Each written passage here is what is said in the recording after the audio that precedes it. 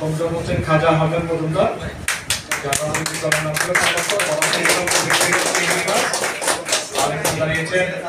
আরেকজন দাঁড়িয়েছে মোহাম্মদ আমির আজম রেজা, স্বতন্ত্র প্রার্থী, বরাদ্দকৃত প্রতীক ছিল আনারস।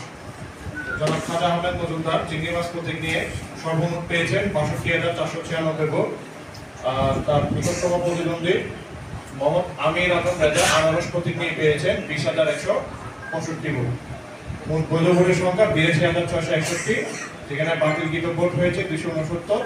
সর্বমোট প্রদত্ত ভোটের সংখ্যা ৮২,৯৩০, প্রদত্ত ভোটের শতকরা হার ২২.২৫%।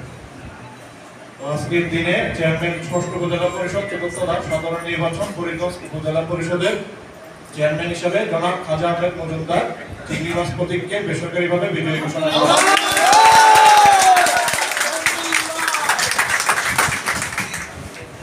সাধারণ নির্বাচন ভাইস চেয়ারম্যান প্রাথমিক বেসরকারি পরিবহন বার্তা প্রেরণ শীত। এখানে প্রতিনিধি প্রার্থী ছিল ৩ জন। মোহাম্মদ আকবর হোসেন মনির, বরাদ্দকৃত প্রতীক তালা, মোহাম্মদ আবু সুফিয়ান, বরাদ্দকৃত প্রতীক চশমা, মোহাম্মদ কামরুজ্জামান পাটোয়ারি, বরাদ্দকৃত প্রতীক বই। মোহাম্মদ আকবর হোসেন মনির সর্বমোট পেয়েছেন ৫৫,০৪৭ ভোট। মোহাম্মদ আবু সুফিয়ান চশমা প্রতীক নিয়ে পেয়েছেন সর্বমোট ১৮,৩৮৫ ভোট।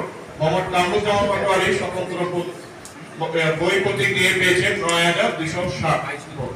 মোট বৈধ ভোটের সংখ্যা ৮২,৬৩৯, যার মধ্যে বাতিলকৃত ভোট ২৯১। সর্বমোট প্রদত্ত ভোটের সংখ্যা ৮২,৯৩০, আর শতকরা হার ২২.২৫%।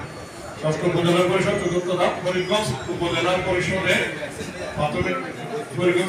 পরিষদের ভাইস চেয়ারম্যান হিসেবে মোহাম্মদ আকবর হোসেন মনিরকে প্রাথমিকভাবে বেসরকারি